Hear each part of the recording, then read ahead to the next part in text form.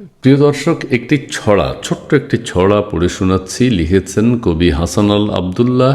নাম হচ্ছে ফন্দি। দেশ খেয়েছে দাঁতে পিষে, ক্রিকেট খেলো ক্ষোভে, দেখল বিশ্ব একটি জাতি কেমন করে ডোবে। জিডিপি আজ 4-এর নিচে, জঙ্গিগুলো ধনী, দেশের মাথায় বসে আছে ইউনুস নামের শনি। থাকছে উপোস গরিব লোকে, ধুকছে অর্থনীতি, ইন্টারিমের দেখছি তবু চলছে বিদেশ নীতি। হা না ভোটের নানা ছলে, হা না ভোটে নানা ছলে, ইলেকশনে জিতে পাকি বীজের হাতে যাচ্ছে দেশটা তুলে দিতে। হা না ভোটের নানা ছলে, ইলেকশনে জিতে পাকি বীজের হাতে যাচ্ছে দেশটা তুলে দিতে। ধন্যবাদ।